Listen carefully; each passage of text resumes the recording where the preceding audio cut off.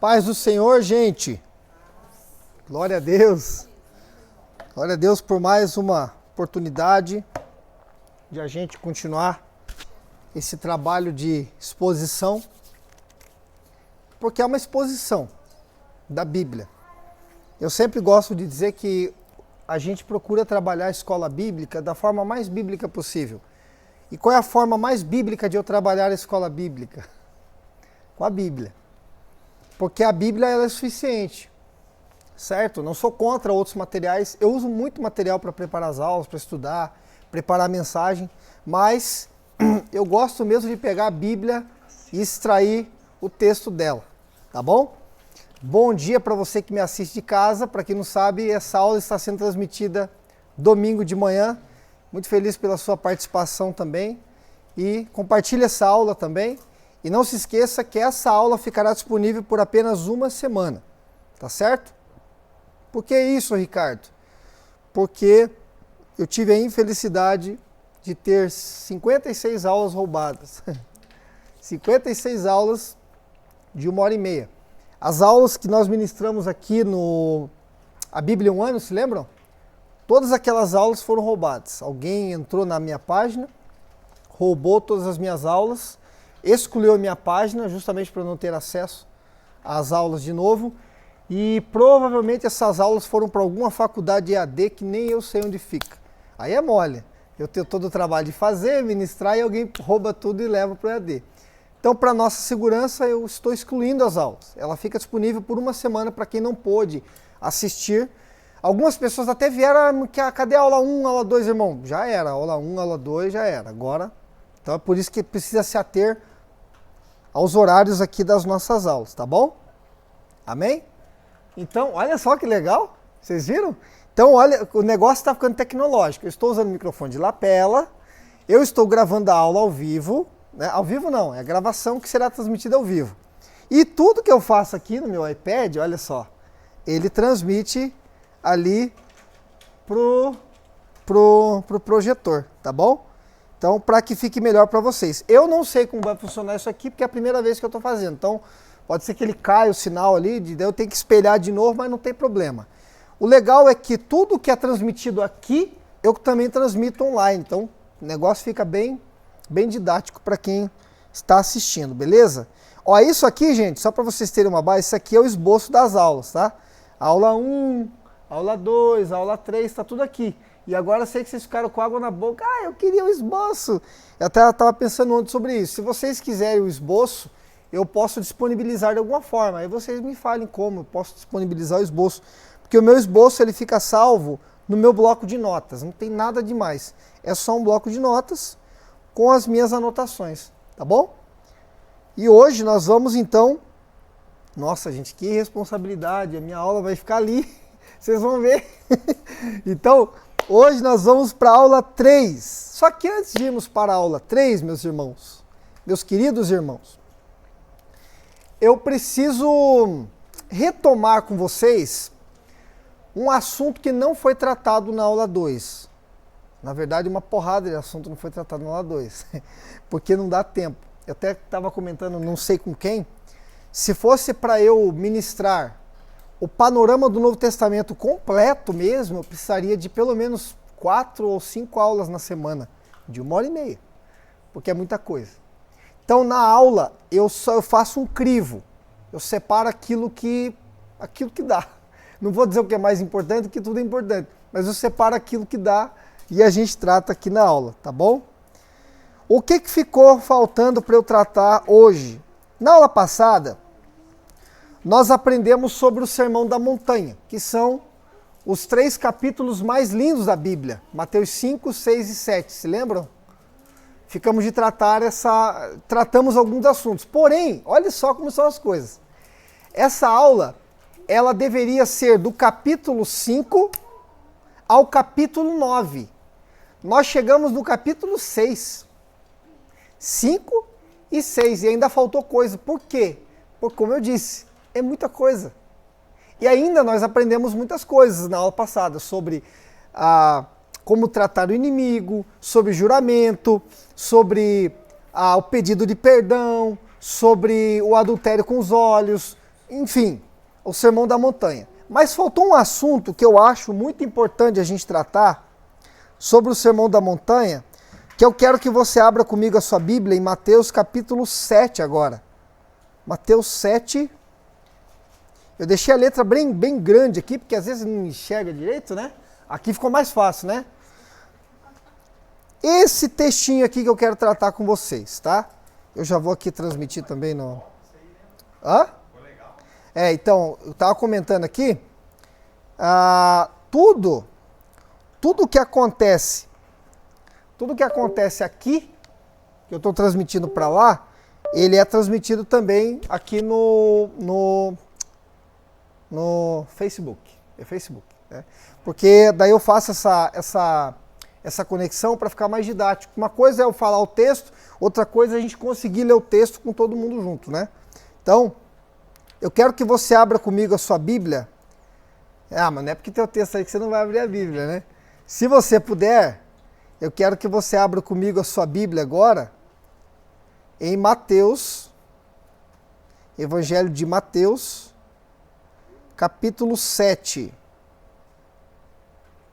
Mateus, capítulo 7. Evangelho de Mateus, capítulo 7.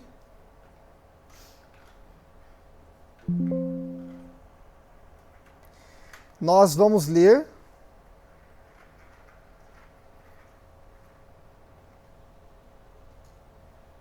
a partir do verso 1 mesmo, tá? Tranquilos?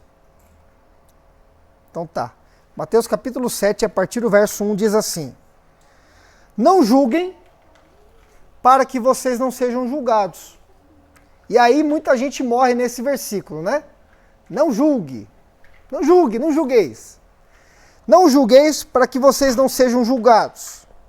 Pelo modo como vocês julgam os outros, vocês também serão julgados. E o padrão de medida que adotarem será usado para medi-los. Por que você se preocupa com o cisco no olho do seu amigo, enquanto há um tronco no seu próprio olho? Como pode dizer ao seu amigo, deixe-me ajudá-lo a tirar o cisco do olho, se você não consegue ver o tronco no seu próprio olho? Hipócrita! Primeiro livre-se do tronco em seu olho, e então verá o suficiente para tirar o cisco do olho do seu amigo. Não deem o que é santo aos cães, nem joguem pérolas aos porcos, pois os porcos pisotearão as pérolas, e os cães se voltarão contra vocês e os atacarão. Meus irmãos, esse texto, ele é um texto muito usado hoje por aquela turma da hipergraça, sabe? Do mais amor, menos... Como é que é, Reinaldo? Mais hospital, menos tribunal. Mais amor, menos condenação. E por aí vai. Muita gente pensa que julgar, o ato de julgar um irmão, é condenado pela Bíblia. E aí a gente fica meio pensando sobre isso, porque no início do texto Jesus já fala isso. Não julguem. Por quê? Para que vocês não sejam julgados. Mas se eu não posso julgar, preste atenção. Então Jesus estaria se contradizendo em João 7, verso 14, se não me falha a memória, ou 21. Não julgue segundo a aparência, mas julgue segundo a reta justiça. Como é que nesse texto do Sermão da Montanha Jesus disse, não julgue para que você não seja julgado? Em outro texto Jesus diz, julgue segundo a reta justiça. E o apóstolo Paulo, para a igreja aos Coríntios, ele diz inclusive, vocês não têm capacidade de julgar as questões internas, então eu posso julgar ou não posso julgar? Lembrem-se, as mensagens de Jesus, todas elas têm uma sequência. A resposta para essa questão está no texto. Vamos ver se vocês conseguem pegar? O que diz aqui no versículo 5? O que diz no verso 5? Hipócrita. Que tipo de julgamento, então, Jesus está condenando? O julgamento hipócrita. O que é o julgamento hipócrita? O julgamento hipócrita é o casamento da mulher. Você não cuida do seu marido. Olha a tua casa como é que tá. Mas a casa dela? Só o ó do Borogodó. Eu estou repreendendo o meu irmão porque ele está praticando adultério. Mas eu também tenho um caso escondido. Mas eu tenho pulso e voz para julgar meu irmão que está em adultério. O que é isso? Jesus, inclusive, falou isso em Mateus 23 sobre os fariseus. Engole camelo, se engasga com mosquito. Ou seja, está preocupado com o cisco no olho do irmão, mas tem uma baita de uma tora dentro do olho. E aí Jesus disse o quê? Hipócrita! Primeiro trata a tua vida. Ou seja, é eu permitir primeiro que a palavra trate comigo. Não, como é que eu vou julgar? Como é que eu vou chamar a atenção do fulano se eu estou numa situação semelhante ou até pior? Então eu preciso corrigir a minha vida primeiro, corrigir o meu curso, e depois de corrigido, a minha vida está com bom testemunho para isso, aí eu tenho autoridade para julgar, mas julgar de que forma? No Evangelho de Marcos, aliás, de Lucas, nessa mesma passagem, Jesus ainda foi longe, ele disse, não julgueis para que não sejais julgados, não condeneis para que não sejais condenados. Ele ainda fala sobre a condenação. Então, esse julgamento condenado aqui em Mateus 7, primeiro, o julgamento hipócrita, que é, eu estou falando da vida do outro, mas minha casa está uma bagunça. Já ouviu aquela expressão, cada um cuida da sua vida? É mais ou menos isso. Primeiro, cuida do que é seu ali, do teu cantinho. E segundo, o julgamento não é condenação. Julgar é uma coisa, condenar é outra. Julgar é permitido pela Bíblia de acordo com a reta justiça. Agora, o que é a reta justiça? A reta justiça é a Bíblia. Então eu posso chegar para um irmão que está vivendo uma vida de pecado e dizer, olha, essa vida que você está levando, esse teu comportamento, Deus condena isso, você está agindo errado, e se você continuar com essa prática, você irá para o inferno. Eu não estou condenando e nem julgando de forma hipócrita. Eu estou julgando segundo a reta justiça. Aí você fala, mas quem é você para falar isso? Não, eu não estou te julgando. Eu estou apenas expondo aquilo que a reta justiça diz a esse respeito. Você está entendendo? Que não é o problema de eu chegar aqui, porque às vezes a pessoa pensa isso, o cara pregando aqui em cima, o cara julga todo mundo. Não, ninguém está julgando ninguém. A reta justiça está julgando o seu mau comportamento.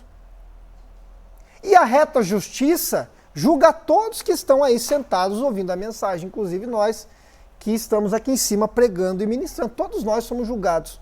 Agora, eu posso condenar? Não, nem tenho poder para isso. Só um pode condenar, que é Deus. E o que é a condenação? Na ótica da reta justiça que é a Bíblia, é o inferno. Então eu posso chegar no meu irmão que está em pecado, e devo fazer isso, está com um comportamento errado, e dizer, olha, você está vivendo na prática do homossexualismo, por exemplo. Você está vivendo na prática do homossexualismo. A Bíblia diz que o seu comportamento é reprovado por Deus. E Deus, ele não aceita esse tipo de depravação. E se você não se arrepender disso e abandonar essa prática, você será condenado ao inferno. Eu não estou condenando. Eu estou julgando segundo a reta justiça e alertando aquela pessoa de que se ela não se arrepender, ela será condenada ao inferno. Vocês entenderam a diferença? Então sempre que alguém disser para você, mas você não pode julgar. Agora um ponto importante aqui é o seguinte. Irmão, vamos lá. Eu sei que você tem algum caso aí na tua família ou algum amigo que você conhece. Alguém cometeu um baita de um erro no passado. Vamos falar de um erro grave.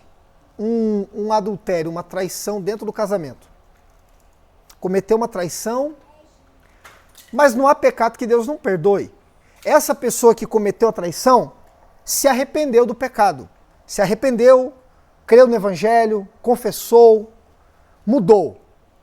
Essa pessoa tem autoridade para chegar em um adúltero que está na prática e dizer, sua prática é condenada pela Bíblia e se você não se arrepender, você vai para o inferno. Ela pode fazer isso? É claro que ela pode. Não é o meu passado que me inibe de julgar de acordo com a reta justiça. É a minha hipocrisia, é o que o texto diz, hipócrita. Eu digo isso por quê?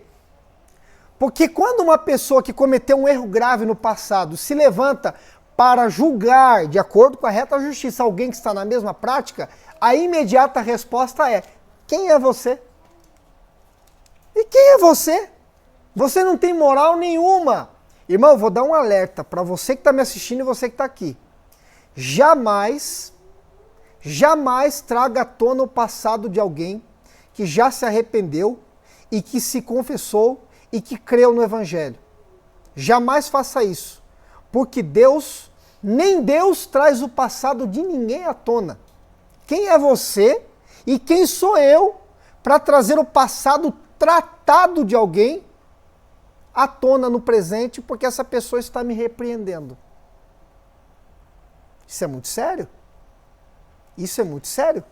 Deus, ele sente-se desafiado quando alguém traz o passado de uma pessoa à tona com o fim de isentar a sua responsabilidade de julgar segundo a reta justiça. Quem faz isso é o diabo, e quem joga o passado na cara de alguém se parece com o diabo, porque é isso que ele faz. O diabo faz isso para que você pense que não tem autoridade, mas você tem. Quem crê no arrependimento, confessa seus pecados e se arrepende, recebe autoridade.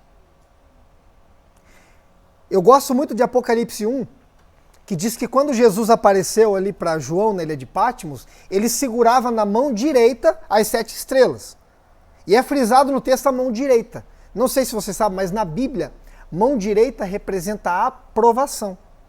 Agora, quantos pastores de igrejas, líderes que nós conhecemos, que já caíram no pecado, por exemplo, do adultério, e hoje estão sendo usadíssimos por Deus? E Jesus segurando eles na mão direita. Qual é a lição que fica disso? Se Jesus aprovou, quem sou eu? Ou quem é você?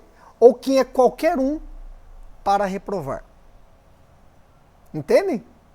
Então podemos julgar segundo a reta justiça, não importa o passado que tivemos,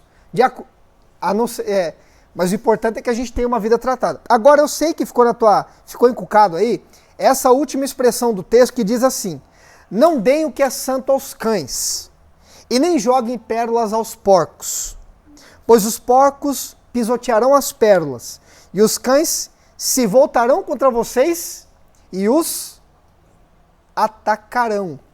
Quando você lê essa passagem, que relação tem uma coisa com a outra? Jesus está falando não julgueis, hipócrita, e de repente está falando não dá santo ao que é santo a cão, e nem dar pérolas aos porcos. O que Jesus... Porque, gente, presta atenção, o texto está conectado, é uma ideia só. Jesus não falou de forma aleatória, tem uma ideia aqui no texto. E que ideia é essa? Estamos falando de julgamento, certo? Estamos de julgamento. Mas fica implícito no texto que Jesus está falando do julgamento entre irmãos. Por que eu digo isso? Porque aqui no final, quando ele diz, não deem o que é santo aos cães. Primeiro, o que era o cão? A figura do cão no Antigo Oriente, no Novo Testamento.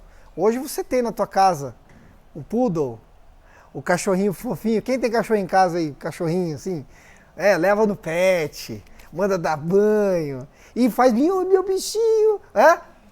Hoje é assim. Naquele contexto, os cães eram animais selvagens que viviam nas ruas, comiam carniça e não tinham nenhum tipo de empatia. Se você se aproximasse de um cão, ele te atacava. Inclusive, em Apocalipse 22, verso 15, está escrito assim: ficarão de fora os cães. Então, João fazendo essa comparação de cães com o quê? Com pessoas escarnecedoras. Então, nesse contexto, Jesus está dizendo, não deem o que é santo aos cães. O que são os cães? São aquelas pessoas que não aceitam a repreensão da palavra, não creem na palavra, não creem, escarnecem da palavra, Sabe aquela pessoa que você vai falar de Jesus? Que Jesus, igreja? Isso aí é uma grande bobagem, isso é tudo pastor, é tudo ladrão. Não sei nem o que você está fazendo aí.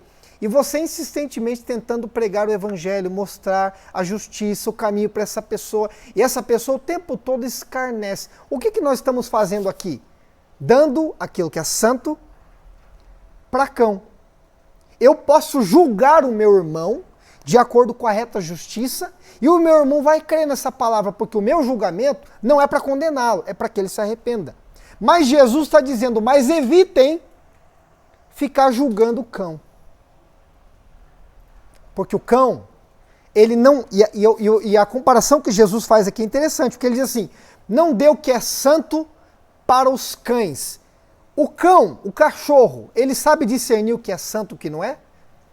Se chegar um cachorro aqui na igreja e tiver ali um potinho com o suco da ceia, para ele aquilo ali é ceia, é sagrado, ele vai se lamber naquilo ali porque ele não discerne o que é santo.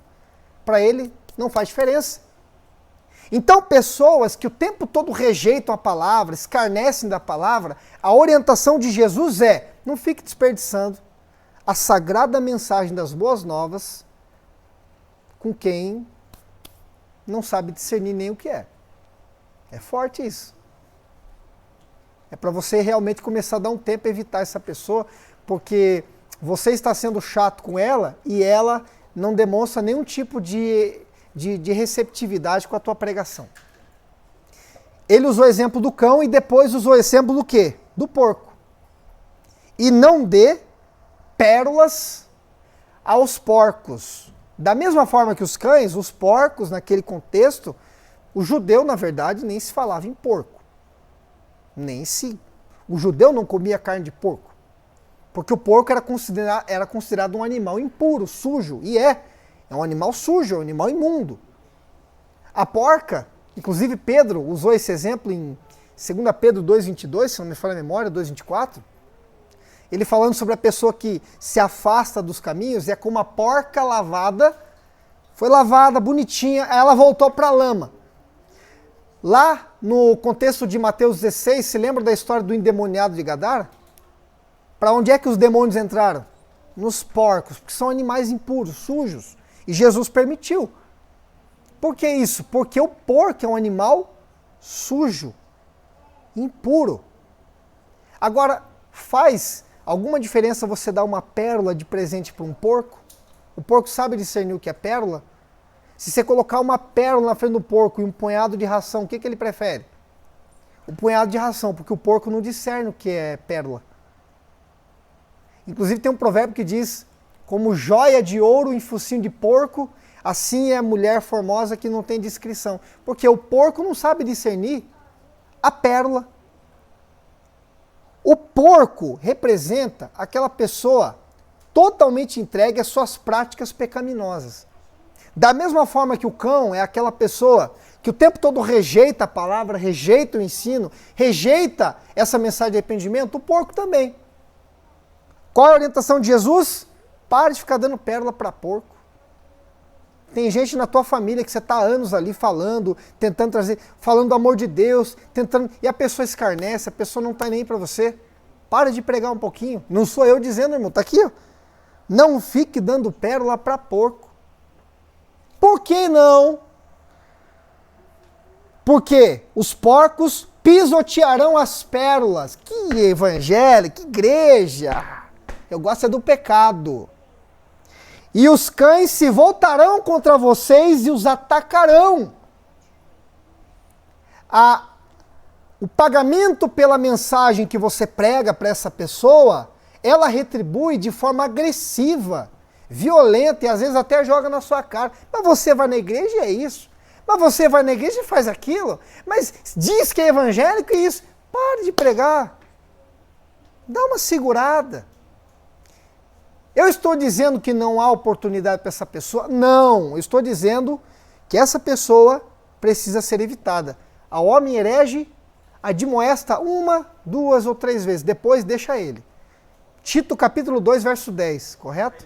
Tito capítulo 3, verso 10, dá uma segurada. A pessoa não quer, é ela que está desperdiçando a pérola. Tá bom? Gente, então, isso é o que eu queria falar no ano passado. Você vê como me enrolei tudo já? Agora nós vamos falar de coisa boa, vamos falar de TechPix. Pessoal, Mateus capítulo 10. Quem está com a Bíblia aberta aí? Mateus, gente, eu estou com vergonha de abrir meu esboço, que vocês estão tudo olhando para lá, e eu vou abrir meu esboço aqui e vocês vão acompanhando, tá? Mateus 10. Mateus capítulo 10. E quem está em casa também está acompanhando o meu esboço, misericórdia. Está todo mundo vendo meu esboço. Mateus 10. Mateus capítulo 10. Eu vou para a Bíblia aqui já. E a gente vai entender o que Jesus está dizendo aqui em Mateus 10, tá? Ah, esse tamanho de letra tá bom, gente? Tá bom? Não tá ruim? Então tá bom. Podemos ler? Mateus 10? Amém. Vamos ler então. Olha só o que Jesus disse a partir do versículo 5. Mateus capítulo 10, a partir do verso 5. Só um pouquinho, tá, gente? Mateus 10, a partir do verso 5.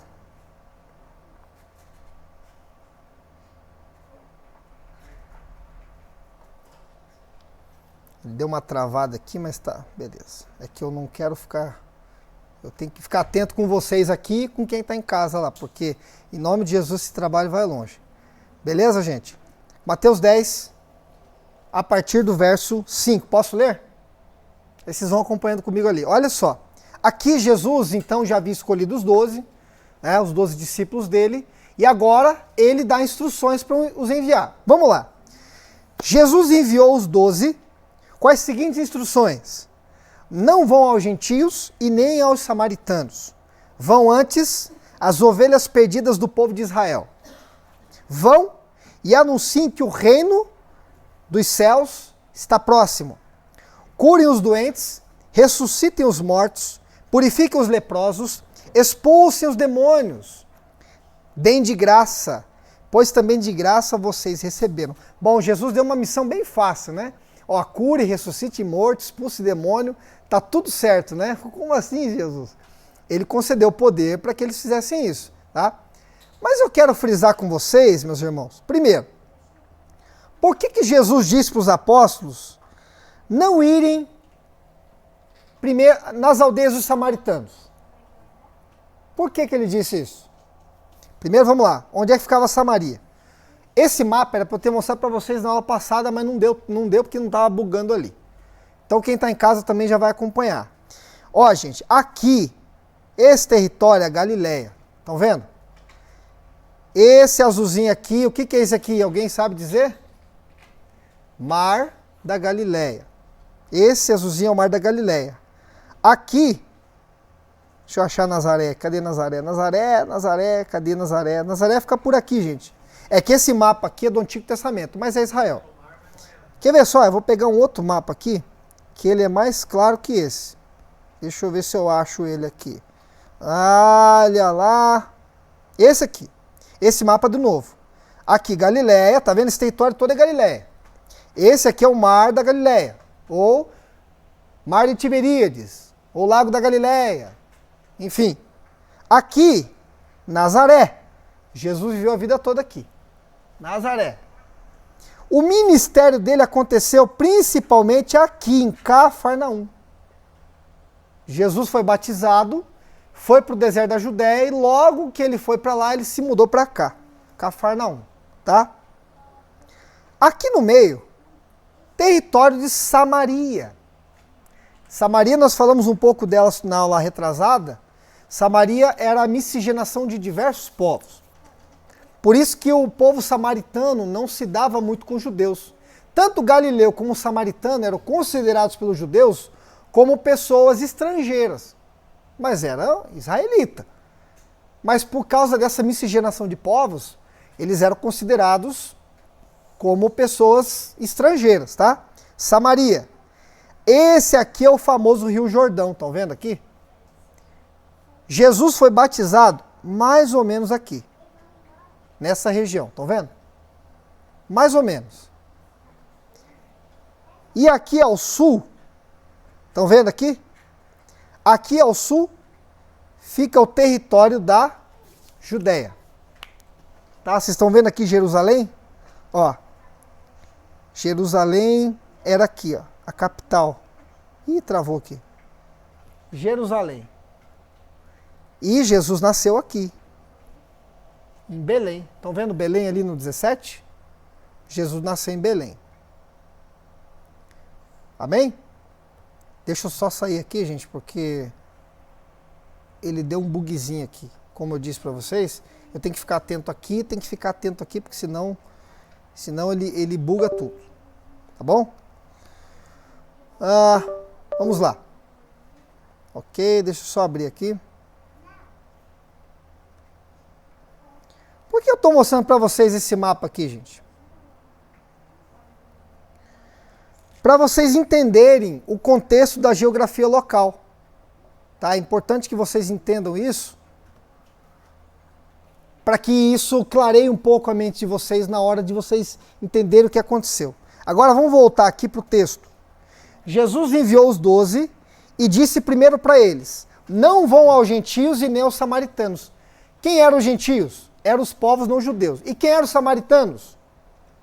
Samaritanos eram aqueles povos que ficavam ali no meio. Agora, por que Jesus disse isso? Se a pregação do evangelho é para todos, por que Jesus disse: não vão lá no povo samaritano e nem com o povo pagão? Por que ele disse isso? Gente, preste atenção. Esses pontos do texto não podem ser ignorados. Para que se cumprisse a palavra de Isaías, citada por Paulo em Atos 28. Para que se cumprisse o que está escrito em João capítulo 1. Ele veio para os que eram seus. E os seus não o receberam. Mas a todos quantos o receberam, deu-lhes o poder de serem feitos filhos de Deus. Eu não vou ler aqui porque toma muito tempo, mas eu quero que você leia na sua casa Romanos capítulos 8, 9 e 10. Você vai entender muito bem de que forma Cristo se manifestou e rejeitou o Nazareno. Então Jesus começou o seu ministério em Cafarnaum, por toda a Galiléia e depois por todo Israel, porque ele precisava deixar claro: olha, eu estou manifesto entre vocês e eu sou o Filho de Deus. E qual foi a resposta do povo hebreu? Mandaram para Roma para que fosse crucificado. Logo que ele foi crucificado, o que fica então? Ele precisou adotar filhos, já que o seu próprio povo rejeitou. E esse povo adotado somos nós. Então ele precisava começar o ministério dele entre o povo de Israel. Pregar entre o povo de Israel.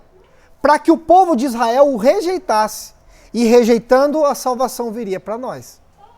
Tá? Ficou claro esse ponto? Olha, eu já me perdi no esboço aqui. Mateus 13, né? Mateus 10, né, Renan? 10? 10? Tá.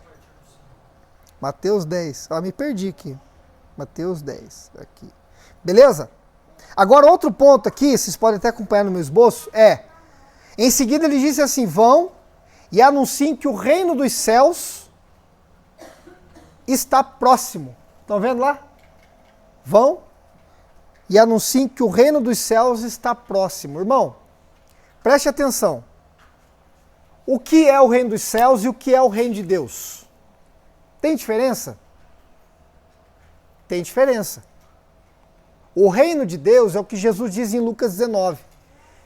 Se perguntarem para você onde é que está o reino de Deus, cadê o reino de Deus? Porque as pessoas pensavam que o Messias viria e ele estabeleceria um reino visível. Um território, uma bandeira, um exército, uma língua. Só que o reino do Senhor Jesus, ele é tão superior a qualquer outro reino, que ele já existe há 2000 anos. Ele é o maior reino que existe, porque ele está em todos os lugares do mundo. É um reino que continua crescendo e mais. O rei desse reino nunca morre. Roma durou 600 anos, caiu. Babilônia caiu. Pérsia caiu. Os medos caíram. Egito caiu. O reino de Deus nunca cairá. Mas, Ricardo, Israel caiu. Israel não é o reino de Deus. Israel é um povo escolhido para manifestar esse reino e eles não quiseram. Então Jesus escolheu um povo chamado igreja. E por meio desse povo, ele passou a expandir esse reino. E onde é que está esse reino hoje? Dentro de cada um de nós. Quando você prega para alguém, quando você fala de Jesus para alguém, quando você leva o amor de Deus para alguém, você está levando o reino dele. Entende? Isso é o reino de Deus. Só que no texto aqui, Jesus está falando sobre o reino, olha aqui. Não, ó, deixa eu achar o texto aqui agora. Vão e anunciem, aqui ó, verso 7. Anunciem que o reino dos céus está próximo. Reino de Deus, vocês já entenderam o que é, não é? E o que é o reino dos céus, então? Reino dos céus. Reino dos céus trata-se do céu, é óbvio. Então, irmão, o reino dos céus ele já está presente entre nós? Não, não está não. O reino dos céus não está não. O reino dos céus, só que assim, ele não está presente, né? Mas por que Jesus falou assim? Vão e anunciem que está próximo o reino dos céus. Ele está falando do dia da sua vinda. Que quando ele vier, então será manifesto o reino dos céus aqui na terra.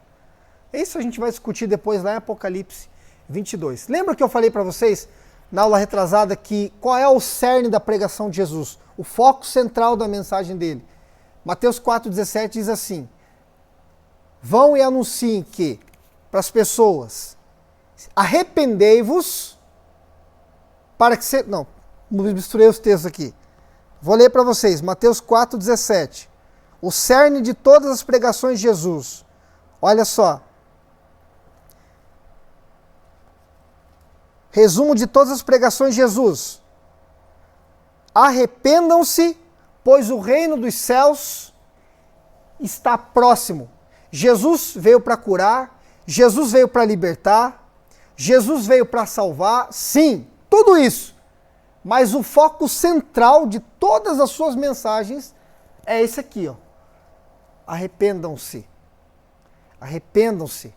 Abandone esse adultério, abandone essa pornografia, abandone essas amizades, abandone esse comportamento, abandone essa boca suja, abandone esses pecados, porque o reino dos céus está próximo. Então Jesus veio para dizer isso.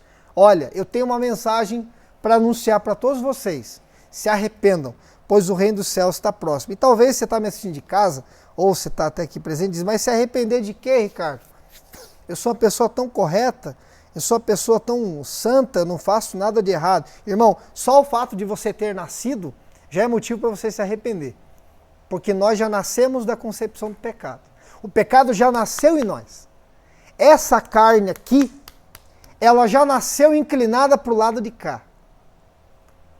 Alguém ensina a pecar? Ninguém ensina ninguém a pecar. A criança, quando ela é criança, ela já começa com o seu egoísmo, ela quer bater no irmão, né, Renato? Quer bater no irmão, quer xingar a mãe, quer bater o pé, e vai crescendo e vira adolescente, já quer fazer coisa errada, já quer se envolver com sexo, com droga, e isso é uma coisa natural. Porque a nossa carne é inclinada para essas coisas. Ela é voltada para isso. Então só o fato de a gente ter nascido é motivo para a gente se arrepender. E aí cada pecado que a gente comete é uma soma para a prestação de contas diante de Deus. Então por isso que Jesus se manifestou. Vocês precisam se arrepender dos seus pecados. E essa mensagem, pasmem, do arrependimento, ela foi pregada para os apóstolos. Não foi para o mundo, não. A mensagem do arrependimento começou a ser pregada entre a igreja. Dentro da igreja tem muita gente que não se arrependeu. Nós vamos falar disso daqui a pouco, inclusive. Tá? Bom, gente, sobre esse capítulo, nós só vamos falar disso porque eu quero falar um pouquinho sobre o capítulo 11. Você pode pular para o capítulo 11, por gentileza? Capítulo 11. Capítulo 11, verso 20. capítulo 11, versículo 20.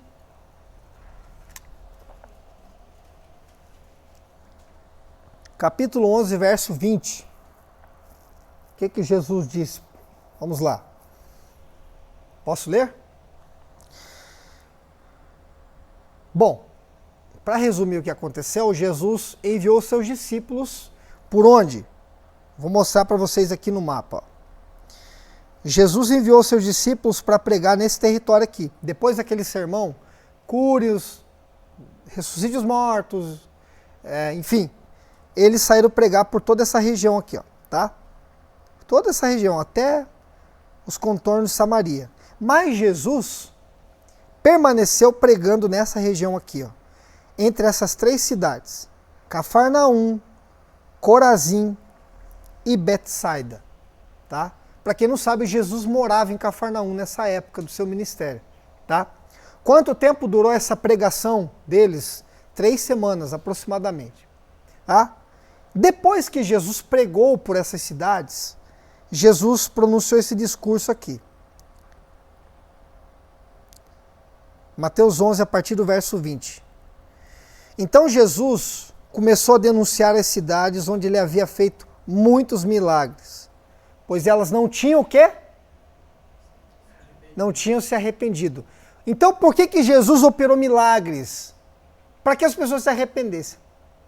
Jesus não cura ninguém para que essa pessoa saia sarada e para pular carnaval. Jesus não tira ninguém de um leito de UTI para que essa pessoa saia farrear no bar na próxima semana para comemorar. Um dia desses, um colega, vou contar para vocês essa experiência, né? Há poucos dias, no ano passado, eu tive um sonho. Eu sou muito ressabiado com sonho, porque a Bíblia diz: quem tiver sonho e não tiver interpretação, diga que só foi sonho, não fica falando asneira. Porque tem crente que sonha, rapaz, já sonharam que eu morri umas 15 vezes. Sonhei que você morreu. Morreu, fazer o quê? Morreu. Assim, tem um sonho, que eu sonhei que tinha um dragão, um chifre. Você comeu o feijão antes de dormir, né? Mas Deus fala em sonhos. Eu tive um sonho, eu sonhei que um colega de trabalho havia morrido. Um colega de trabalho, trabalha comigo. Eu sonhei que ele havia morrido. E acordei na madrugada e fui interceder pela vida dele. Intercedi por ele, orei: Senhor, dá o livramento, porque eu entendo que quando Deus mostra, é para você interceder, para você orar, para que Deus de alguma forma intervenha. Senão não mostrava. Orei, intercedi por ele. Amém. 3 meses depois ele sofreu um grave acidente. E foi para UTI. E ele ficou em coma por mais ou menos 1 mês e pouquinho. Ficou em coma. E com possibilidade de óbito, porque ele teve um traumatismo craniano. Ele caiu da escada. E eu continuei intercedendo por ele. Esse rapaz ficou afastado do trabalho, óbvio, e retornou há pouco tempo. E aí eu encontrei com ele esses dias, e eu disse para ele: como é que você está? Melhor? Ele: não, estou melhor. Deus te deu um livramento de morte. Eu disse para ele. Ele falou: você está louco? Eu não acredito nessas coisas. Aí falei: ó, eu tive um sonho, Deus mostrou que você tinha morrido no sonho, mas Deus te deu um livramento de morte, para que você volte e seja grato a Deus por isso. E louco, você está maluco? Eu falei: você acreditando ou não, Deus te deu um livramento de morte. Seja grato a Deus por isso. Por que Deus deu livramento de morte para esse rapaz? Para que ele se arrependa dos seus pecados e volte para Jesus. Tudo que Deus faz por nós tem como finalidade nos salvar dos nossos pecados. Se Deus te abençoa, é porque você precisa se voltar para Ele.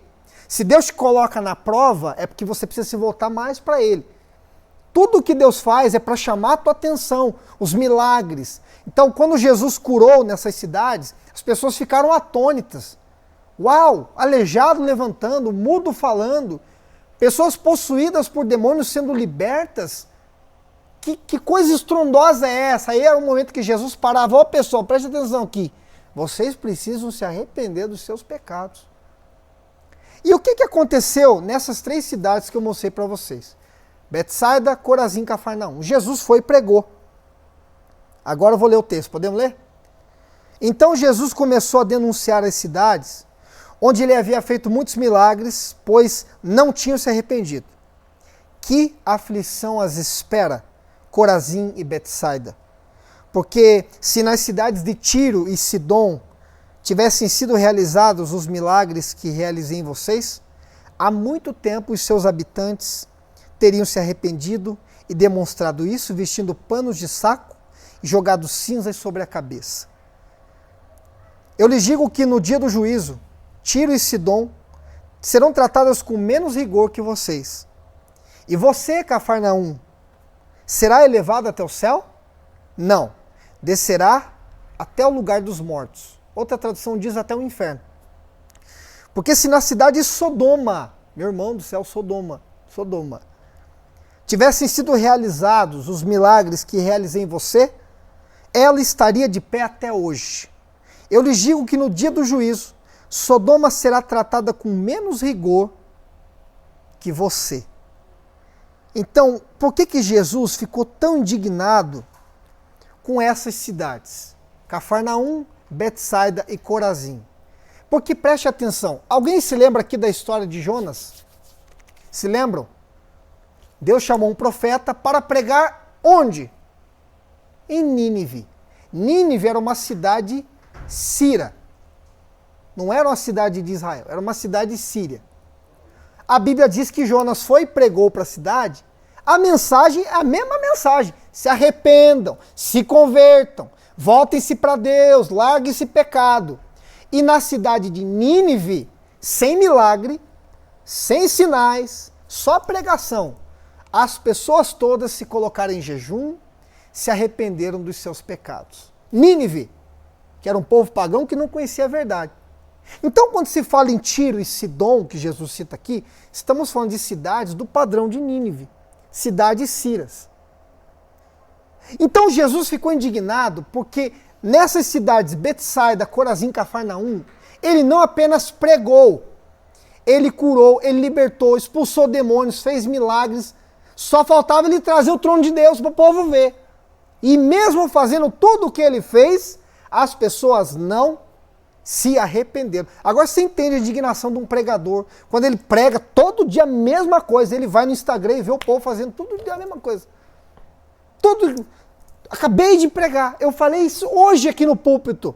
Pecado, leva para o inferno. Aí tu abre o Instagram, outro dia tá lá o irmão fazendo, o que estava sentado ali, fazendo tudo o que você disse para ele não fazer. O que é isso? É a mesma indignação de Jesus quando ele foi naquela cidade. Pregou, curou, fez de tudo e o povo não se arrependeu. O problema é que quando você não se arrepende sabendo que tem que se arrepender, olha o juízo que Jesus falou aqui para as cidades. Haverá menos rigor para o mundo do que para vocês no dia do juízo. Porque vocês conhecem.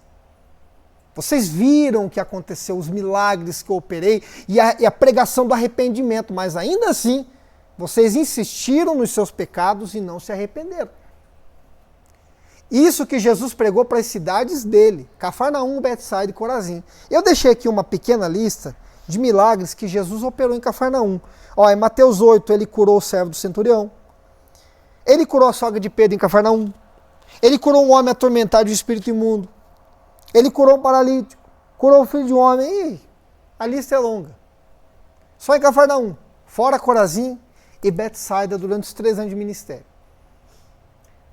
Talvez você, pregador, está assistindo essa mensagem e você fica pensando o que acontece, que esse povo não se converte, não se arrepende, não muda de vida, não se envolve com Deus.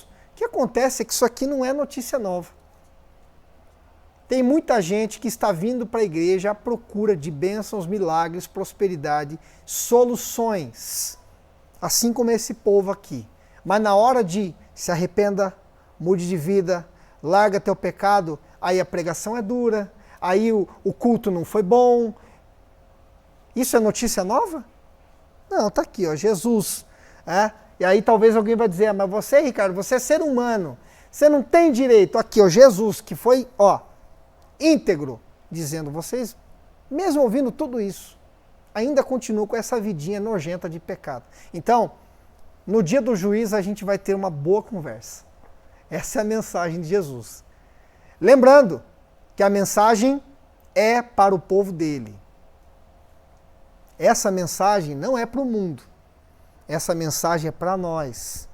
Betsaida, Corazim, Cafarnaum. Vocês estão vendo tudo que eu tenho feito, os livramentos, os milagres, as bênçãos, as curas.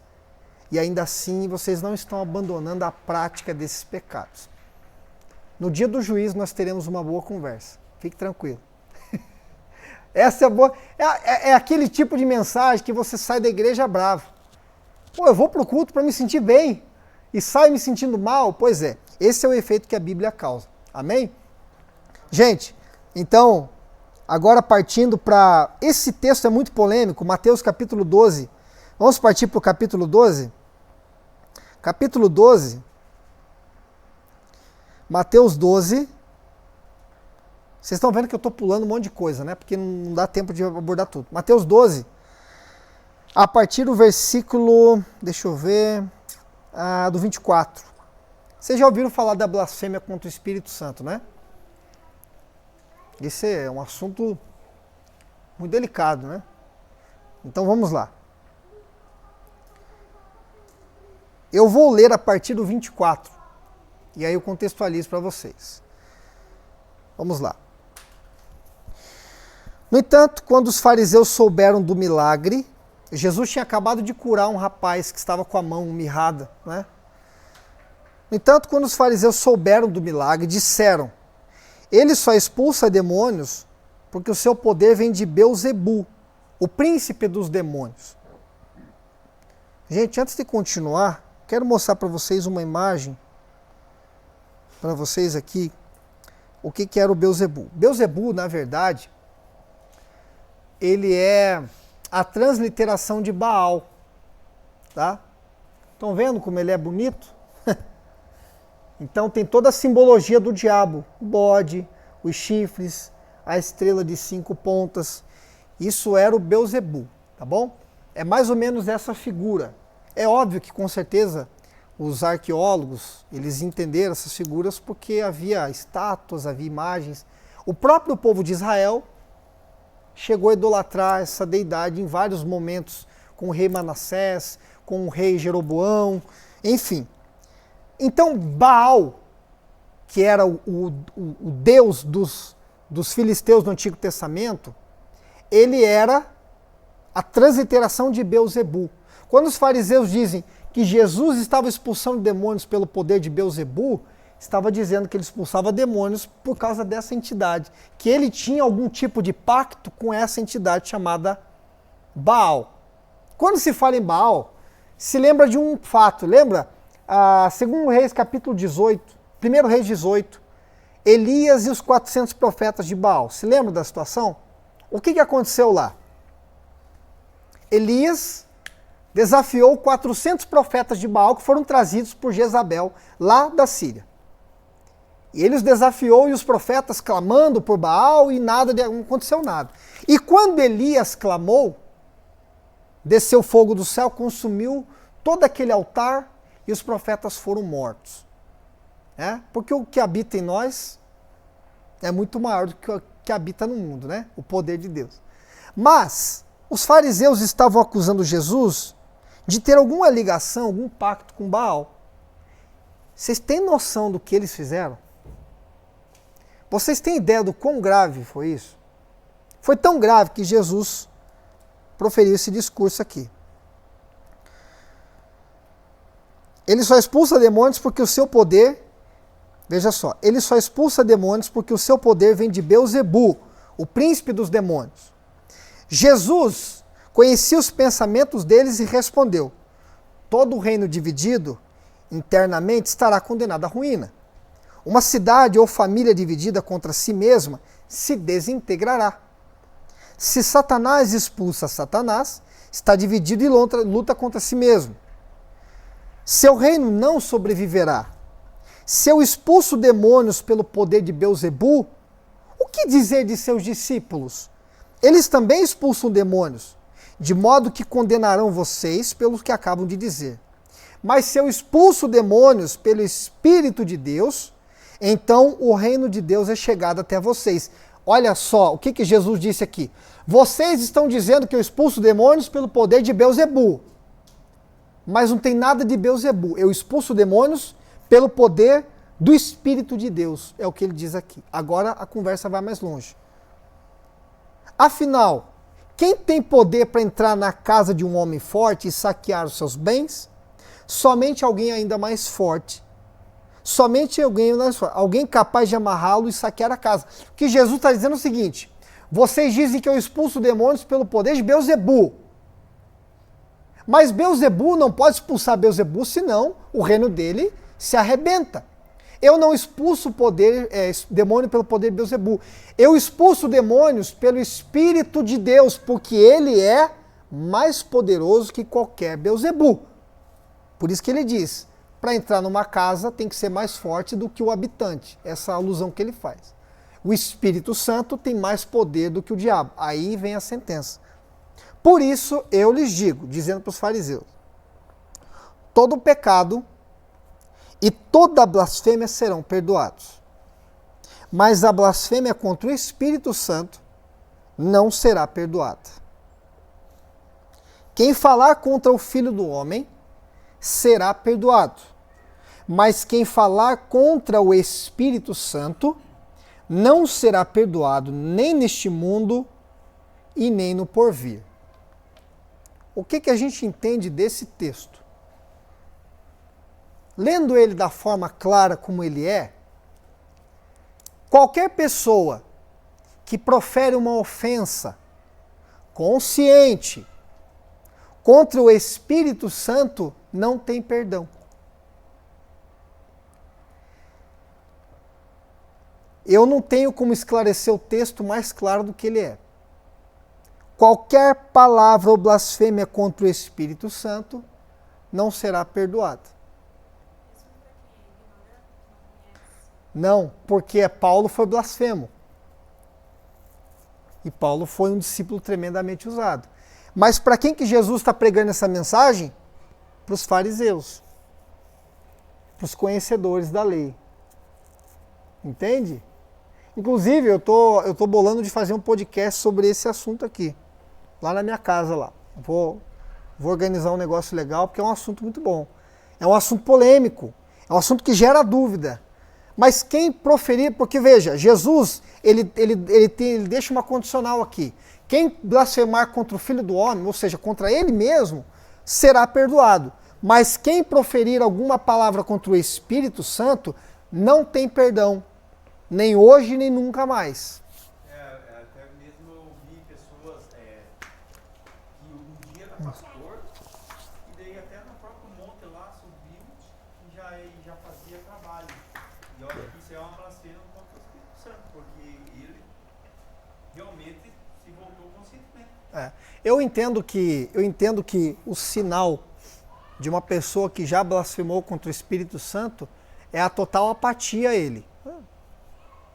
Não liga para mais nada mesmo, vive uma vida avessa e até profere palavras de ofensa contra Deus. Isso é uma pessoa que blasfemou contra o Espírito Santo. Tá? Pelo texto, o que eu entendo do texto e outros textos relacionados a ele, não tem perdão mesmo. Não tem perdão. Não se preocupe, irmão, você não blasfemou não, tá bom? Você é capaz de fazer isso. Porque o que aconteceu nesse contexto preste atenção, Jesus estava expulsando demônios. E as pessoas diziam, ele expulsa demônios pelo poder do próprio Satanás. E aí Jesus, mas eu estou expulsando demônios pelo poder do Espírito Santo.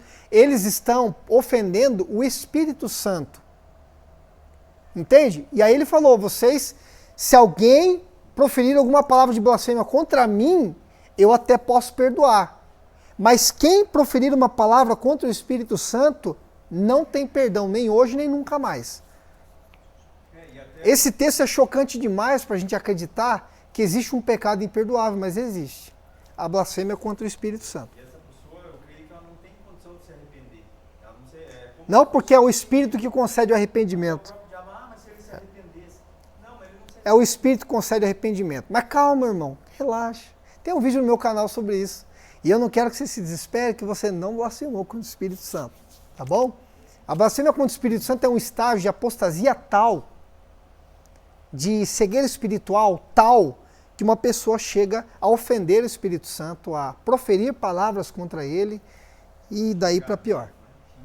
É. Perdeu, não existe mais. O Espírito Santo já está muito longe dessa pessoa, tá bom? Então eu queria esclarecer esse texto, mas fica aqui, já até comentei aqui, Reinaldo, você perdeu, eu estou organizando um podcast na minha casa. Ah, você estava lá? Tá. Eu estou organizando um podcast na minha casa para falar sobre esse assunto, sobre a blasfêmia contra o Espírito Santo. Vai ficar bem legal, beleza? Pessoal, então vamos seguir agora para o capítulo 13. Ah, hoje eu vou conseguir chegar no final. Capítulo 13, meus irmãos, vamos lá. Que eu quero falar de duas parábolas aqui, a parábola do semeador e a do joio do trigo, beleza? 13, ó, parábola do semeador, eu adoro essa parábola, eu gosto demais dela. Eu vou ler para vocês. Jesus contou várias parábolas como essa. Um lavrador saiu para semear. Enquanto ele espalhava as sementes pelo campo, algumas caíram à beira do caminho, e as aves vieram e a comeram. Outras sementes caíram em solo rochoso, e, não havendo muita terra, germinaram rapidamente. Mas as plantas logo murcharam sob o calor do sol, secaram. Não tinham raízes profundas. Outras sementes caíram entre espinhos, que cresceram e sufocaram os brotos. Ainda outras caíram em solo fértil e produziram uma colheita 30, 60 e até 100 vezes maior que a quantidade semeada. Quem é capaz de ouvir, ouça com atenção. Jesus proferiu essa parábola, mas ele não explicou para o povo. Porque ele falava por parábolas e, na maioria das parábolas, ele não esclarecia a mensagem literal. Por que ele fazia isso? Para que se cumprisse o que eu disse para vocês, o que está em Atos 28, no final do capítulo. Para que vendo, vejam e não entendam. Não, para que ouvindo, ouçam e não entendam. Para que vendo, vejam e não enxerguem. E se arrependam e creiam e venham. Porque o que acontece, irmãos? Lembra que eu falei para vocês que Israel foi o povo eleito? Mas Israel rejeitou, convinha que isso acontecesse. Senão não haveria você e eu aqui, a igreja. Tá? Então a rejeição de Israel, ela foi, é forte dizer predestinada, não é essa a palavra, mas Deus no seu plano eterno sabia que a nação rejeitaria ele e já tinha um povo preparado, que era nós. E nós sabemos dessas verdades. E nós temos elas esclarecidas por causa dos apóstolos. Só que aí Jesus explicou a parábola. Agora eu quero que você venha comigo aqui para o verso 19. Se quiser acompanhar comigo ali é melhor ainda, tá? Verso 19, Jesus explica. Vamos lá. Os discípulos pediram para que ele explicasse, eles não entenderam. E aí, ele vai explicar, vamos lá. As sementes que caíram à beira do caminho representam os que ouvem a mensagem sobre o reino e não a entendem. Preste atenção, ponto final aqui. Eles ouvem, o texto não diz que eles rejeitaram, o texto não diz que eles ofenderam quem trouxe a mensagem, mas o texto diz que eles não entenderam a mensagem. O que isso quer dizer? Irmão, pelo amor de Deus, eu digo isso sempre aqui, principalmente para quem prega. Se a sua mensagem não está sendo entendida por quem ouve, você está totalmente fora do propósito. Sobe no púlpito, usa um monte de verbo que ninguém entende nada, faz ilustração, ninguém sabe que tipo de ilustração, vai para lá, vem para cá, faz uma leitura do texto atropelando tudo, ninguém entendeu bulhufas. De quem é a culpa aqui? A culpa é do semeador. E aqui o semeador não é Jesus. O semeador é o mensageiro. Sempre que você for trazer uma aula, trazer uma mensagem, falar, a pessoa precisa entender o que você está falando. As pessoas precisam entender onde ele quer chegar. Você já participou de um culto assim? Que você veio assistir o culto, foi para casa e você disse, eu não entendi. Você já passou por isso? Eu não entendi. não entendi onde ele quis chegar. Eu já participei de um culto que o pregador pregou 50 minutos, nem abriu a Bíblia, nem citou a Bíblia, e até hoje eu não sei o que ele pregou. O que é isso? É o semeador que semeia mal. As pessoas não entendem a mensagem. E se a pessoa não entende, ela não crê. Se não crê, não se arrepende. Aí, de que valeu? Hã? Segundo. Então, ó, as sementes que caíram à beira do caminho representam os que ouvem a mensagem sobre o reino e não entendem. Então, o maligno vem e arranca a semente que foi lançada. Por que ele arranca? Porque a semente não encontrou o repouso correto. Porque a pessoa não entendeu. O segundo é o seguinte: as que caíram no solo rochoso representam aqueles que ouvem a mensagem e sem demora recebem com alegria. Contudo, uma vez que não têm raízes profundas, não duram muito tempo. Assim que enfrentam problemas ou são perseguidos por causa da mensagem, desanimam. É aquela pessoa que vai no retiro e, meu Deus do céu, e ela recebe uma unção e agora vai. E ela fica empolgada e ela vem para o culto na outra semana e na próxima semana ela vem. Só que aí ela começa a enfrentar dificuldades, começa a perceber que a vida cristã não é fácil, que tem que abrir mão de um monte de coisa, que não, aí ela não tem raiz. Não tem raiz. Parece que agora vai, mas não tem raiz. Não tem raiz. E o que acontece com uma planta que não tem raiz? Quando vem o vento, ele leva fora. Quando vem a chuva, leva embora. Porque não tem. O que firma a planta no solo é a raiz. Não é o que está por fora, o exterior. É a raiz.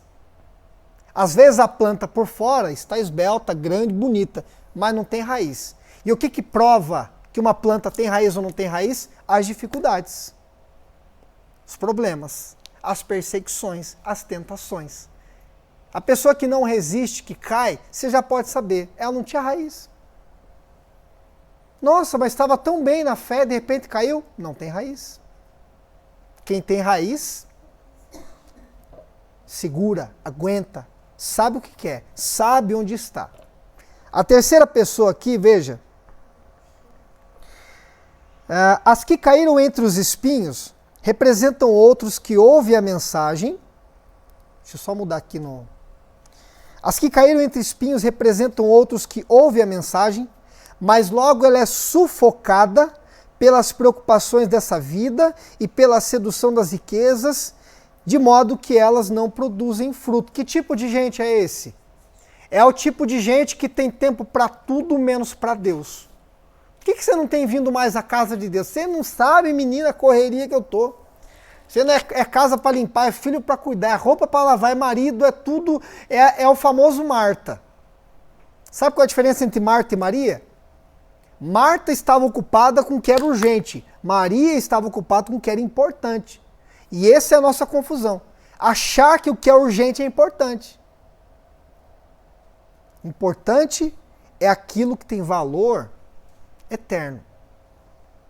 Maria tinha um monte de coisa para fazer lá, tinha um monte de coisa para fazer, mas ela entendeu que o que era mais importante era sentar aos pés do mestre e receber um pouco de alimento.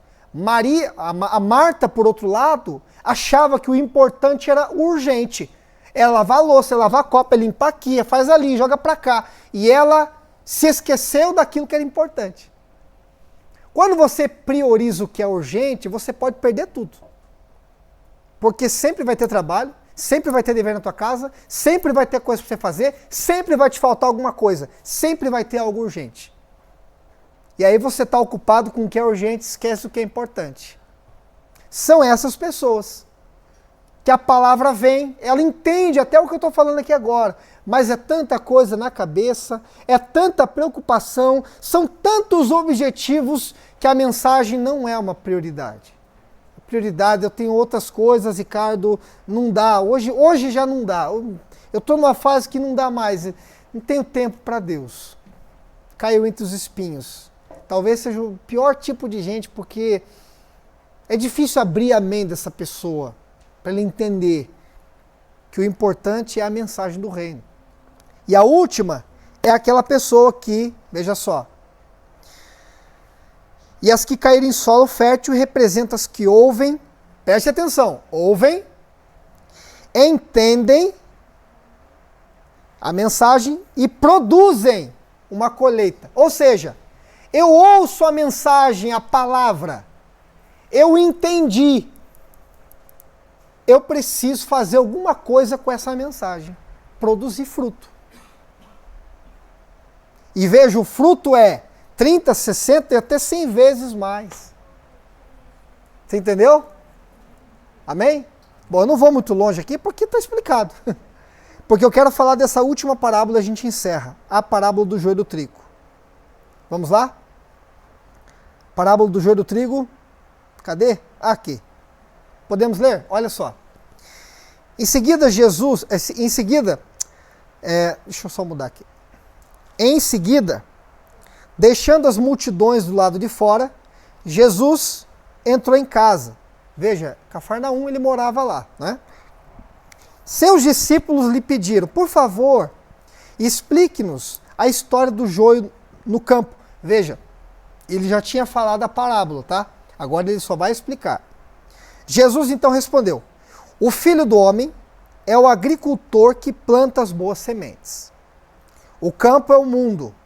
As boas sementes são o povo do reino. O joio são as pessoas que pertencem ao maligno. Grave isso. Pertencem ao maligno. E o inimigo que plantou o joio no meio do trigo é o diabo. A colheita é o fim dos tempos.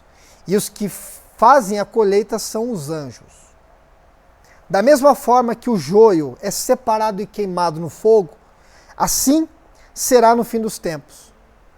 O Filho do Homem enviará seus anjos, e eles removerão do reino tudo o que produz pecado, todos os que praticam mal, e os lançarão numa fornalha ardente, onde haverá choro e ranger de dentes.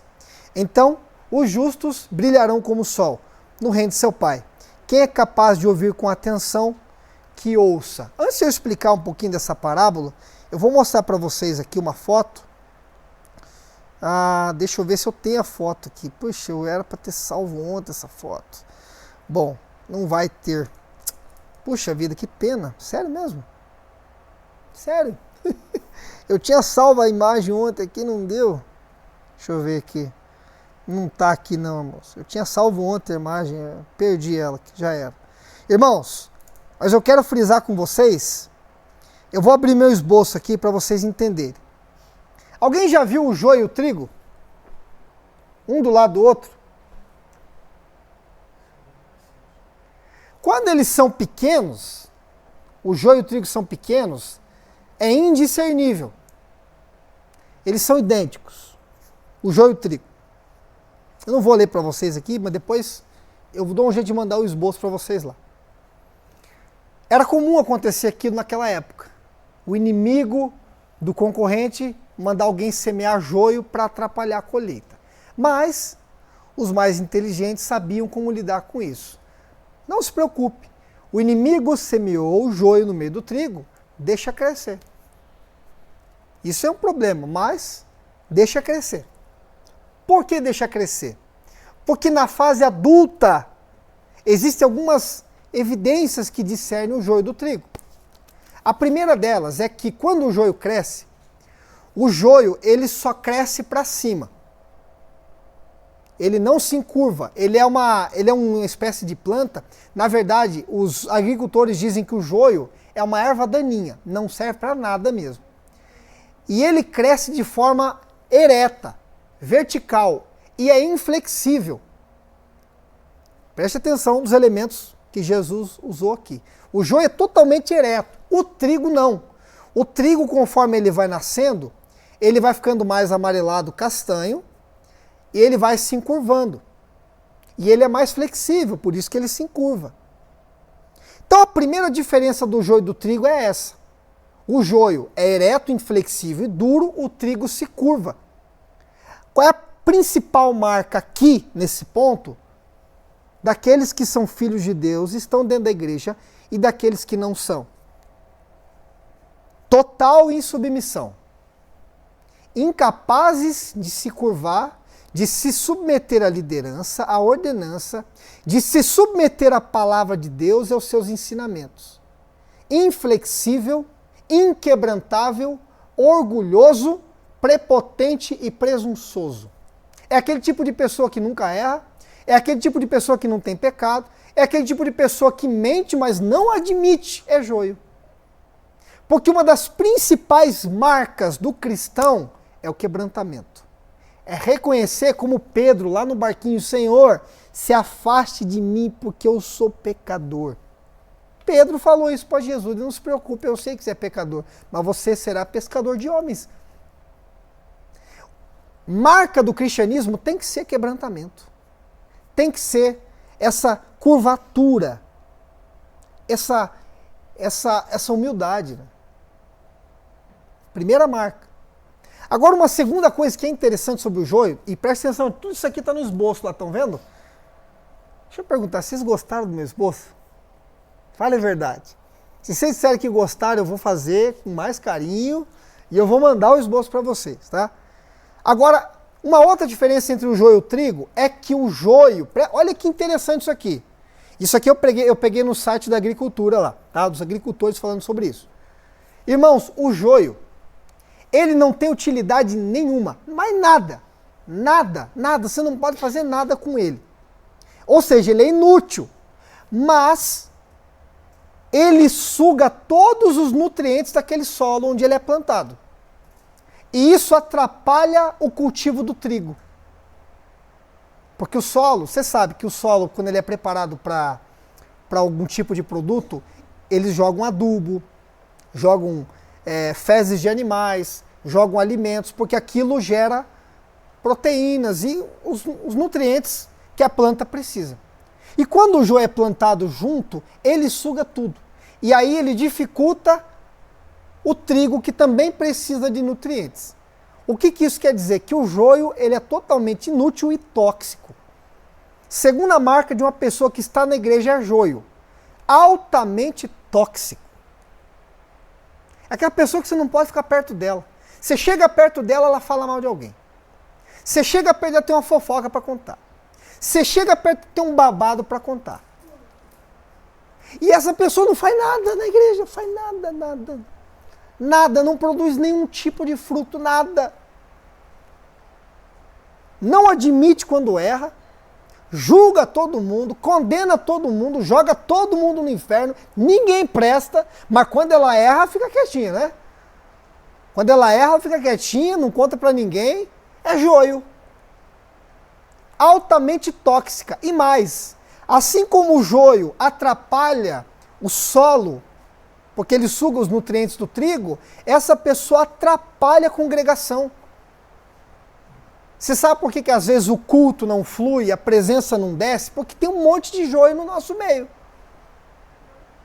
Você tem uma vida santificada, regrada, busca Deus, mas às vezes do teu lado tem uma pessoa que está viciada em pornografia, traindo a esposa, fazendo coisa errada, não se arrepende e está ali, levantando a mão, sugando os nutrientes. A unção que precisava pairar sobre o culto, o pecado dessa pessoa suga tudo. E pergunte se ela se arrepende. Ela não está nem aí para isso. Ela só vem para a igreja porque é uma formalidade. Alguém pediu para ela vir, ou ela precisa, eu tenho um contatinho lá, e eu vou na igreja. Joio. Só suga os nutrientes do solo, mas não serve para nada aqui dentro. O interessante é que Jesus disse que o joio foi semeado por quem? Vamos lá, gente, me ajudem. Quem foi que semeou o joio? O diabo. Quer dizer que o diabo traz pessoas para a igreja para fazer isso. Para que elas sejam tóxicas, causem divisão, causem afrontas, suguem os nutrientes, atrapalhem a congregação, ajude outras pessoas a saírem da igreja. O que é isso? É o joio. E quem colocou o joio? Foi o diabo, porque o diabo, não adianta nada o diabo entrar e sentar na cadeira aqui, porque ele é um espírito. no mundo onde ele atua, não vai fazer muita diferença. Mas ele sabe manipular pessoas desse mundo material.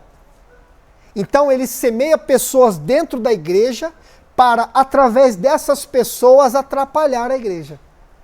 Sugar a unção, sugar os nutrientes, colocar o pecado no altar, colocar o pecado entre a congregação. E através dessas pessoas, ele vai fazendo aquilo que ele quer. Atrapalhar o trigo. Você entendeu? Só que o problema é o seguinte, depois vocês podem ler com calma, gente, a diferença entre joio e trigo ali, tá? Que eu deixei bem claro ali para vocês, se quiserem eu mando a referência. É óbvio que isso aqui, essa não foi uma pesquisa que eu fui lá na fazenda do seu... Não, isso aqui eu peguei do site de agricultura, eu vou mandar o link depois para vocês, tá? Porque o mérito não é meu, o mérito é do site, tá bom? Agora, para finalizar o texto aqui, o interessante é que nessa parábola do joio e do trigo, o Senhor disse o seguinte, porque às vezes a gente se pergunta, Ricardo, como é que Deus permite tanta sujeira dentro da igreja? Tanto pecado escandaloso, tanta coisa nojenta, por que Deus não manda um raio naquela pessoa? Tanto gente fiel morrendo, crente em Jesus, aí fala isso, e a porcaria está ali, aprontando, e Deus está abençoando ainda, a vida vai bem, e está ali. Por que Deus faz isso? Deixa crescer junto. Deixar crescer ambos juntos. Não se preocupe. Deixa crescer. Porque haverá um dia em que os anjos farão a colheita, e os anjos não erram. Eu posso até errar. Eu não sei quem é joio e quem é trigo. Os anjos não vão errar. Os anjos sabem quem é joio e quem é trigo. E quando vier a gloriosa vinda de Jesus, o joio, o trigo será levado, seremos arrebatados, e o joio será juntado para o grande dia do juízo final, para a condenação eterna. Agora, por isso que Jesus disse no final aqui da parábola, sobre... Deixa eu achar aqui que eu perdi. Por isso que Jesus disse aqui no final da parábola, olha só, e eu já finalizo a aula, tá? Por isso que ele disse no final da parábola aqui, ó, deixa eu achar aqui. Brilhando como o sol, que o joio é separado, queimado no fogo. Bom, não, na verdade eu acho que é isso que eu ia falar mesmo, tá bom? Vocês entenderam a diferença do joio e do trigo? Agora, o joio já está condenado? Não, porque Deus é poderoso para transformar joio em trigo. Mas a decisão é do joio de se arrepender dos seus pecados. Vocês entendem? Pessoal, mais uma vez, eu fiz a promessa de político e não cumpri a minha palavra, porque eu ia falar até o capítulo 15, eu tinha que falar da morte de João Batista, porque Herodes mandou matá-lo, mas não se preocupem, tá?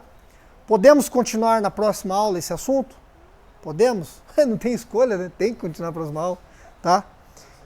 Então, na próxima aula, nós trabalharemos um pouquinho só da morte de João Batista, sobre Herodes, que eu já falei muito sobre Herodes aqui, mas eu quero falar de novo, e sobre o capítulo 15, aí a gente continua, tá bom?